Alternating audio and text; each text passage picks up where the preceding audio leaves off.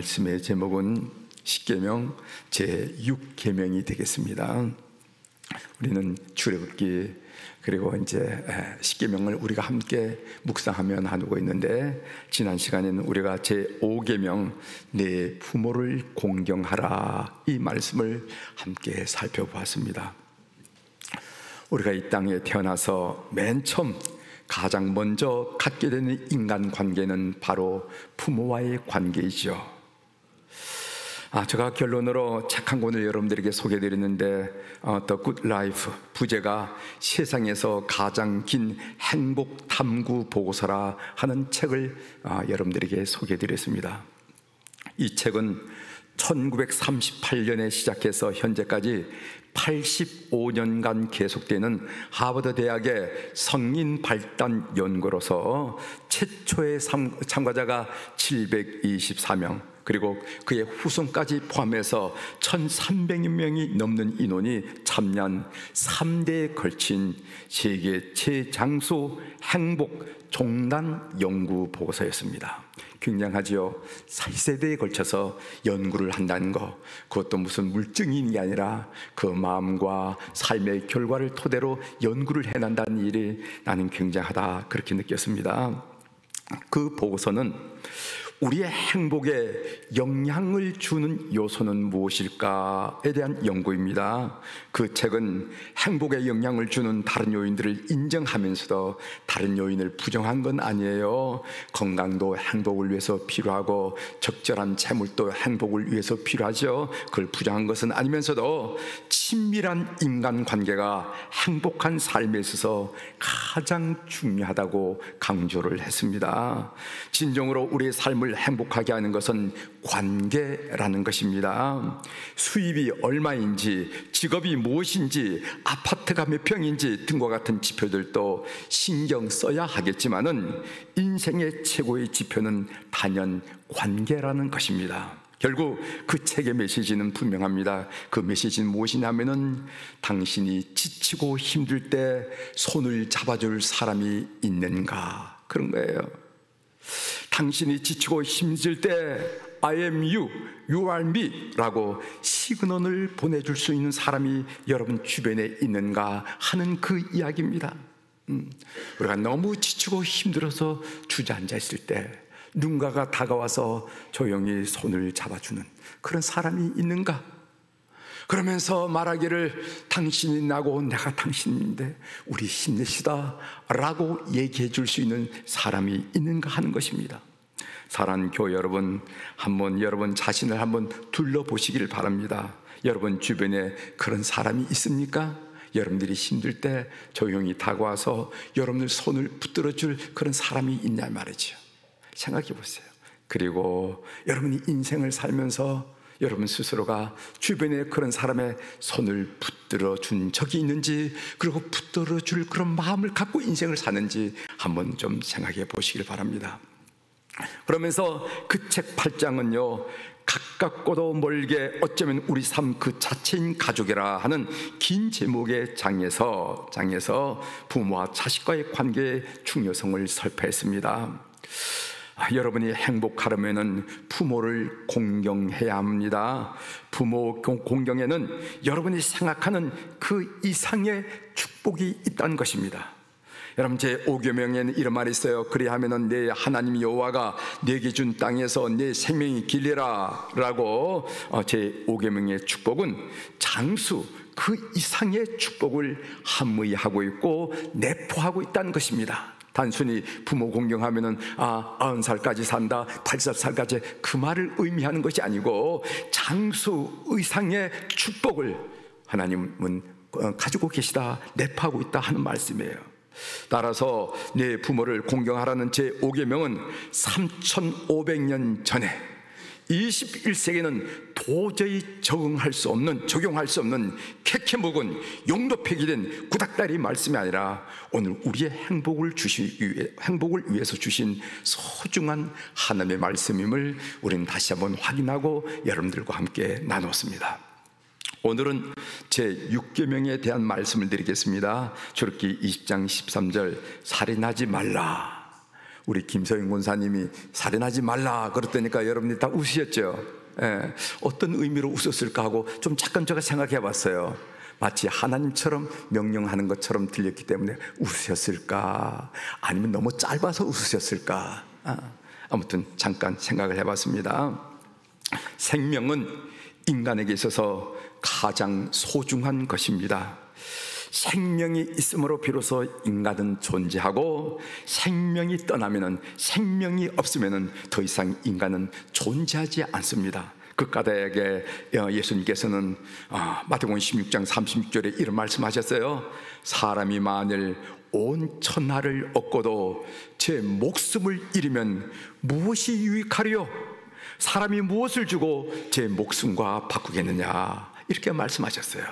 제6계명 살인하지 말라는 것은, 그 계명을 묵상하면서 제가 깨달은 것은 무엇인가 하면은, 이 계명은 극악무도한 살인자에게 한 명령이 아니라 극히 평범한 우리에게 하신 말씀, 우리에게 하신 명령이라 한 사실을 제가 깨달았습니다. 이제 그 내용을 한번 좀 살펴보도록 하겠습니다.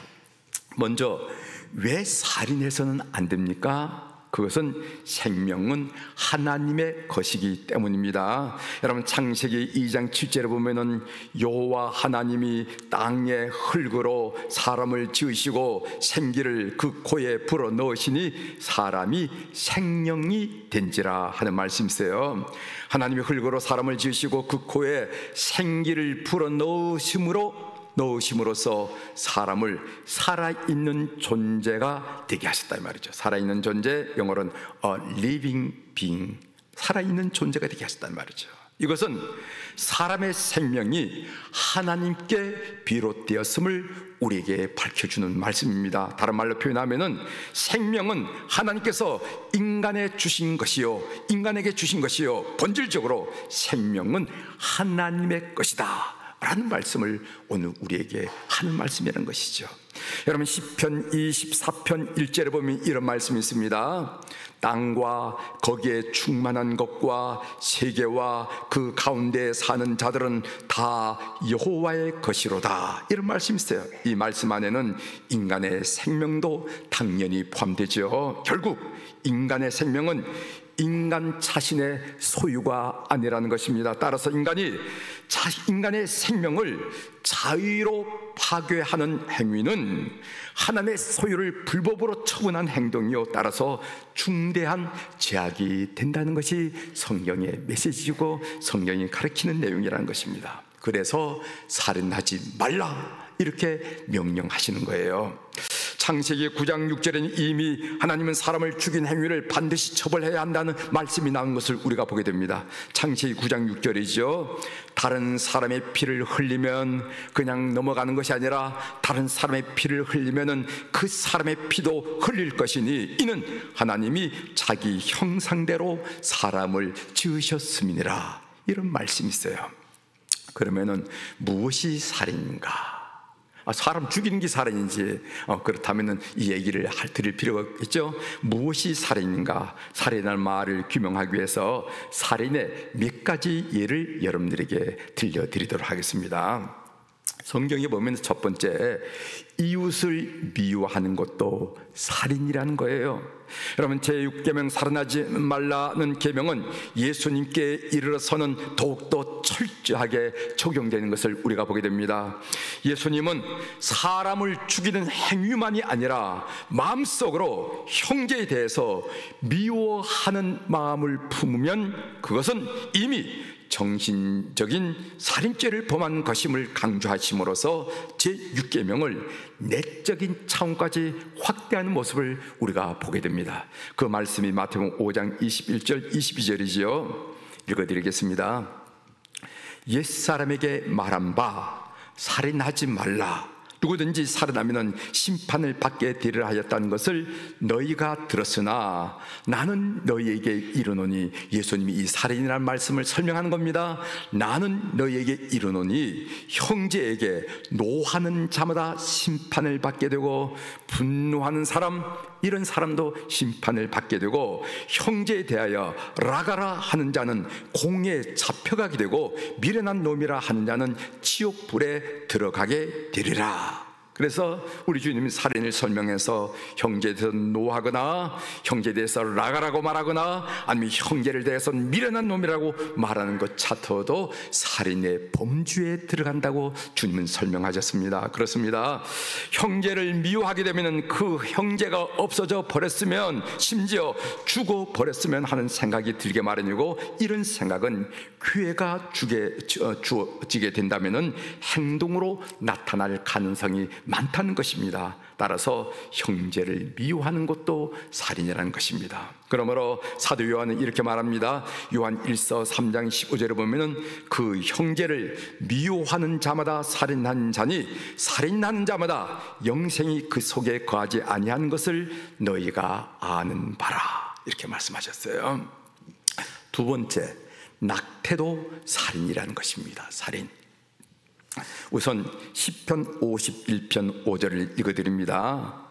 내가 죄악 중에 출생하였으며 어머니가 죄 중에서 나를 잉태하였나이다. 오늘 이 본문에 보면은요, 어머니가 나를 잉태하는 그 순간, 그 시점부터 다윗은 자신을 가리켜서 뭐라고 말하냐면은 나라는 인격체로 표현하고 있음을 성경에서 볼 수가 있습니다. 또 다른 한 본문을 보겠어요. 시편 139편 13절에 읽어보면은요, 시편 139편 13절을 읽어보면은 주께서 내 내장을 지으시며 나의 모태에서 나를 만드셨나이다 라고 표현함으로써 역시 태아 상태에 있는 자기 자신을 가리켜서 나라고 인격체로 표현하고 있는 성경의 본문을 여러분들이 볼 수가 있습니다. 또한 마리아는, 성모 마리아는 자기 태중에 있는 예수님을 어떻게 찬양하고 고백하느냐 하면은 누가복음 1장 46절 47절에 보면은 마리아가 이르되 내 영혼이 주를 찬양하며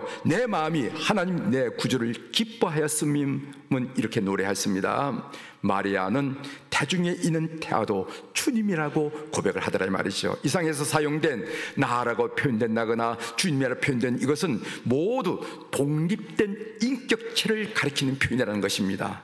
만일 태아가 단지 임산부의 살과 피의 일부에 지나지 않았다면 어떻게 태아를 향해서 이런 표현을 사용할 수 있겠습니까? 그러므로 난자와 정자가 수정하여 수정란이 형성되는 그 순간부터 인간으로 간주하는 것이 정통적인 기독교의 가르침이라는 것입니다.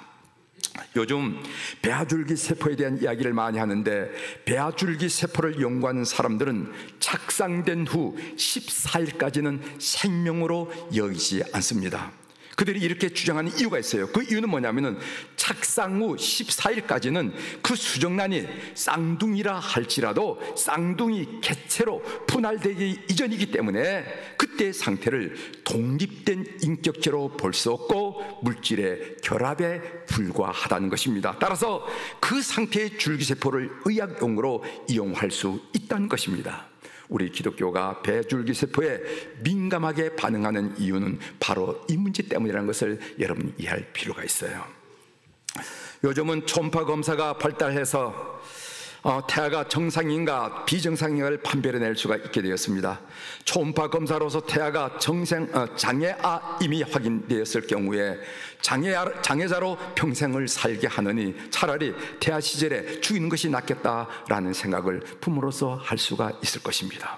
또 여성이 성폭행을 당한 경우나 기타 여러 가지 이유로 원하지 않은 임신을 했을 경우에 일반적으로 낙태를 고려하는 경우가 있을 것입니다. 우리나라는 2021년부터 임신 24주 이내일 경우에는 임신 중절 수술이 합법화되었습니다. 물론 그 조건이 좀 따랐더라고요. 조건이 있지만은 임신 24주 이내일 경우에는 임신 중절 수술에 무슨 죄를 묻지 않다, 낙태죄 이런 걸 묻지 않다는 거예요. 그래서 통계에 의하면은 우리나라에 한 해 낙태 수술로 죽는 인간 생명이 약 200만 명이 된다는 거예요. 2,000명도 아니고 2만 명도 아니고 200만. 너무도 놀랍고 무서운 숫자에서 제가 책을 인용하면서 이 말씀을 드리는데 제가 믿어지지 않더라고요. 이게 사실일까 하고 제가 어제 한번 검색을 해봤습니다. 검색을 하는데 우리나라의 낙태 숫자 이걸 검색하는데 이게 안 나오더라고요. 저는 못 찾았어요. 한번 여러분들 서핑을 잘하는 사람 한번 좀 잘 보시길 바랍니다. 근데 저는 못 찾는데 아무튼 200만 명이 된다는 거예요. 여러분, 우리나라 유아 출산율이 30만 명이 되느냐 안 되느냐, 넘느냐 안 되느냐, 요즘 이게 문제가 되는 거 아니겠어요? 그런데 200만 명이 낙태로 그 생명을 죽인다는 것은 도저히 저는 받아들이기 너무 어렵고, 이래서 이게 긴가 밀까 하는 그런 상태로 지금 말씀을 드리고 있는 것입니다. 이렇게 사람의 생명을 죽이고도 저주를 받지 않는 게 오히려 이상하지 않습니까? 깊이 반성해야 할 점이라고 생각합니다. 유경에 보면 베드로의 묵시록이라는 책이 있어요. 여러분, 우리가 사용하는 것은 정경이라고 그러죠. 캐논이라고 그러죠. 그런데 이 정경화 자격 과정 중에서 정경으로는 들어오지 않고 위경으로 남아있는 책이 있는데, 예를 들어서 도마의 복음서 같은 거, 그런데 이 베드로의 묵시록인 책이 위경에 있습니다. 그 위경, 베드로의 묵시록에 나온 이야기 한마디 말씀드리죠. 베드로가 주님과 함께 지옥을 방문했습니다. 그런데 거기 이상한 장면이 하나 있어요. 깊은 골짜기에 세상에 태어나 본 적이 없는 어린 생명들이 바늘 같은 뾰족하고 날카로운 도구로 한 여인을 콕콕 찌르고 있어요. 그렇게 찌르면은 그 여인은 몹시 고통스러워합니다. 몸을 어쩔 줄 모르고 그렇게 고통스러워하는 거예요. 그래서 베드로가 주님께 묻습니다. 저 여인이 저렇게 고통당한 이유가 무엇입니까? 이랬더니까 우리 주님이 뭐라고 대답하나 하면은, 저 여인은 하나님이 주신 생명을 세상에 태어나기도 전에 죽였기 때문에 저런 벌을 받는 거야. 이렇게 우리 주님이 이야기하는 것을 보게 됩니다. 낙태시켰다는 말이죠. 낙태는 죄입니다. 낙태는 살인하는 것이라는 것을 우리가 꼭 기억하면서 살아가야 될 것입니다. 그 다음에 세 번째로, 자살은 살인입니다. 자살의 경우에 우리가 유념해야 할 규범은, 인간의 생명은 그 절대 소유권이 하나님께 있기 때문에 인간 스스로 그 생명을 결정하려고 해서는 안 된다는 것입니다. 자기 생명이라 할지라도 자기에게 결정권이 있는 것은 아니에요. 따라서 자살은 분명히 제6계명을 위반한 일입니다. 절대로 자살하면 안 됩니다. 자살은 하나님의 생명 소유권에 도전하는 인간의 반역 행위라는 것입니다. 지난 2023년 11월 29일 한 12일 됐습니까? 자승 스님이란 분이 칠장사 요사체에서 분신함으로 사망했습니다. 불교 조계 중에서는 그의 죽음을 소신공양 자화장이라 이렇게 발표를 했더라고요. 소신공양이란 말 여러분 잘 아죠. 소자는 불사를 쏘고 신은 몸신인데 부처에게 공양하기 위하여 자신의 몸을 불사르는 것을 말합니다. 불교 경전 묘법연화경, 그러니까 우리가 흔히 법화경이라 하는 거기에 나온 이야기랍니다. 자화장이라 하는 말은 본인 스스로 화장했다는 얘기죠. 그러니까 우리가 사람이 고인이 되면은 화장터에 화장장에 몇 시에 가십니까 이런데, 자화장이라는 것은 자기 스스로 화장했다는 것이죠. 이 발표에 대해서 불교 내에서도 여러 가지 의견이 있는 것으로 알고 있습니다. 그게 소신공양이냐, 자승 스님은 정치 스님인데 소신공양이란 말이 어울리느냐, 이런 이야기들이 많이 이렇게 회자되는 것으로 알고 있습니다. 저는 자승 스님의 죽음에 대해서 왈가불가 이러쿵저러쿵 평가하고 싶지도 않고 말하고 싶지도 않아요. 다만 제가 이 생명 문제를 고민하면서 이 생명 문제에 관련해서 불교계가 자승 스님의 분신을 너무 미화시키면은 그렇지 않아도 가뜩이나 예민한 청소년들에게 어떤 영향을 미칠까, 그게 선뜻 두려움으로 다가오더라고요. 우리 청소년들은 예민하기 때문에요. 무슨 유명한 탤런트가 죽어도 따라 죽기도 하고, 그래서 유명한 탤런트가 죽으면 20명, 30명의 자살률이 확 올라가고, 이런 것이 우리나라 증상인데, 이 불교계가 자승 스님의 분신을 이렇게 미화시키면은 가뜩이나 예민하고 가뜩이 힘든 우리 청소년들에게 어떤 영향을 미칠까, 이게 걱정이 돼서 지금 오늘 이 말씀을 드리는 것입니다. 그 무엇으로도 자살을 미화해서는 안 된다는 것입니다. 자살은 죄일 뿐만 아니라 자살은 살인이라는 거예요. 네 번째로 안전수칙 준수 소홀로 인한 간접 살인도 살인입니다. 특히 현대사회에 들어와서 의도적으로 사람을 죽이려고 하지 않는다 하더라도 기본적인 안전수칙을 준수하는 일을 소홀히 함으로써 생명을 해치는 경우가 있다는 것입니다. 다중이 모이는 공공장소에서의 안전수칙, 공사 현장에서의 안전수칙, 그리고 교통법규를 준수하는 일, 이런 일 모두는 생명과 관계된 일이기 때문에 우리 사랑하는 교우들은 아무리 바빠도 교통법규를 잘 지키십시오. 이것이 생명을 사랑하는 태도라는 것입니다. 여러분, 2022년 10월 29일 토요일 1년 전이죠. 이태원에서 헬로윈 축제로 수많은 인파가 몰린 와중에 압사 사고가 발생했습니다. 그때 196명이 부상당하고 159명이 사망을 했습니다. 사건 후 1년이 지났지만은 아직도 우리 사회는 큰 아픔으로 그리고 갈등의 요소로 그 이태원 압사 사고가 작용하고 있는 것을 여러분 잘 아실 줄 믿습니다. 저는 이 사건을 정치적으로 이용하는 것을 절대로 반대합니다. 이 사건을 빌미로 이 사건 때문에 나온 사람들이 무슨 탄핵 운운하는 것은 너무도 옳도당치도 않는 말이라고 저는 생각하고 있어요.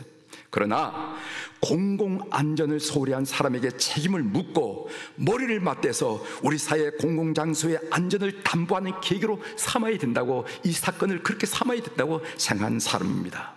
불행을 당한 가족들을 국가적으로 위로하고 법률을 재정비하고 그리고 시민의식을 계도하여 다시는 이런 불행한 일이 우리 사회에서 일어나지 않도록 해야 되겠다는 것입니다. 안전수칙 소홀도 간접살인으로서 제6계명과 관련이 있다는 것을 기억하실 필요가 있습니다. 그 다음 다섯 번째로, 생명을 대량으로 죽이는 전쟁은 결코 일어나서는 안 됩니다. 지금 지구상에는 러시아 우크라이나 전쟁, 하마스 이스라엘 전쟁이 벌어지고 있습니다. TV를 통해서 전해지는 전쟁 참화가 우리의 마음을 참 아프게 해요. 너무 볼 수 없어서 채널을 바꾸지 않을 정도로 그렇게 아픔으로 다가옵니다. 보통 전쟁 시에 유엔 협약에 의해서 민간인을 죽여서는 안 된다 이렇게 얘기를 하는데, 그렇다면 군인은 죽여도 됩니까? 그들 또한 누군가의 아들과 딸이고 누군가의 남편이고 누군가의 아버지가 아닙니까? 죽여서는 안 될 사람이라고 하죠. 그래서 전쟁은 결코 일어나서는 안 된다, 전쟁은 살인범죄다 하는 것을 우리가 다시 한번 알게 됩니다. 그 다음 여섯 번째로, 환경오염과 생태 파괴는 생명을 크게 위협하는 그 또한 간접살인이 될 수 있다는 것입니다. 여러분, 우리가 잘 경험했지만 코로나19 바이러스는요, 인간이 자신의 욕망을 충족시키기 위해서 자연을 파괴한 결과로서 동물이 살아야 할 야생과 우리 인간이 살아갈 이 마을 그 사이의 경계선이 허물어지면서 동물에게만 있던 바이러스가 인간에게 전염된 인수 공통 질병이라 이렇게 이야기들 하지 않습니까?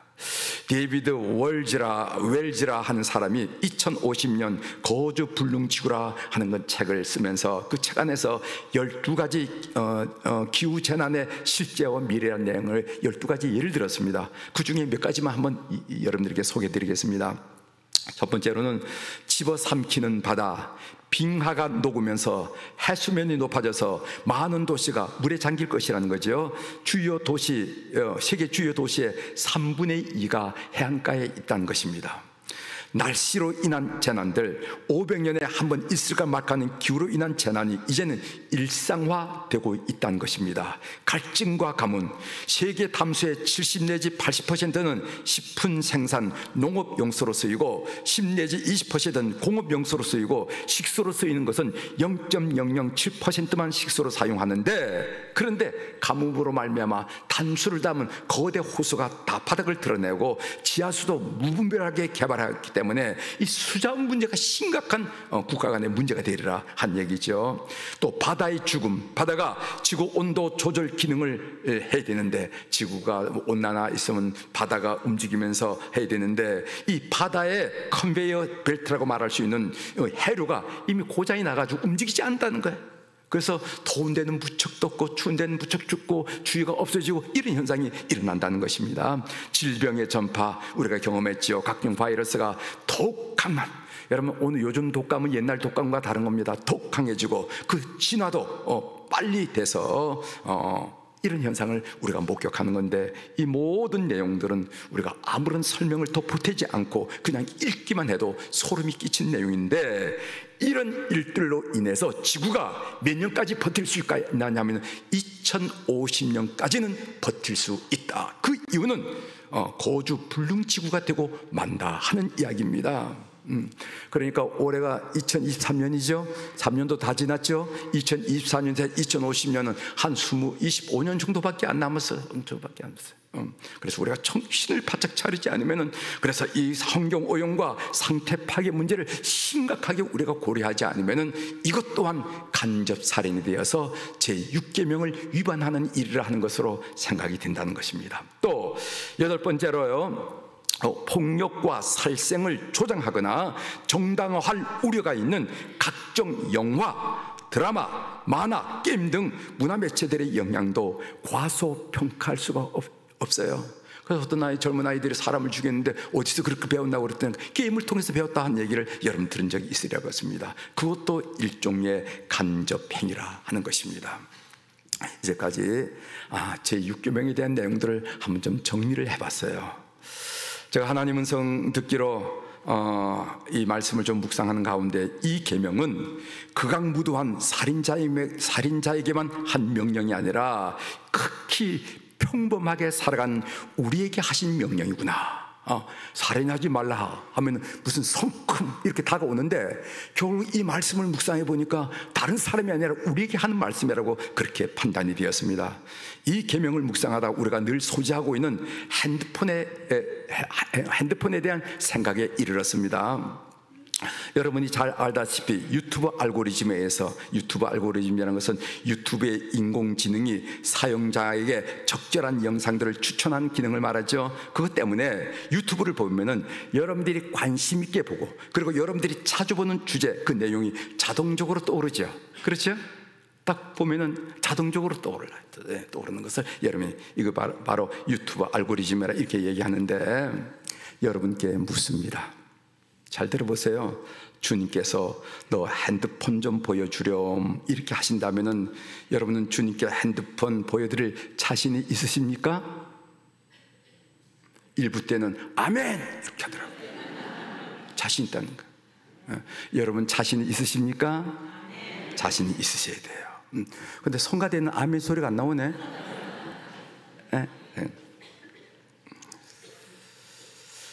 여러분이 관심 있게 보는 주제들이 생명을 살리는 내용입니까? 아니면 생명을 해하는 내용입니까? 사랑하는 교회 여러분, 살인하지 말라는 계명을 사소하고 일상적이고 평범한 생활에 적용해서 생명 존중 사회를 만들어가는 교우들이 되기를 주의 이름으로 부탁을 드립니다. 그래서 생명 소중한 사회를 만든 일에 수백의 교우들이 기여하는 그런 축복을 누리기를 주의 이름으로 축원합니다. 기도하시겠습니다.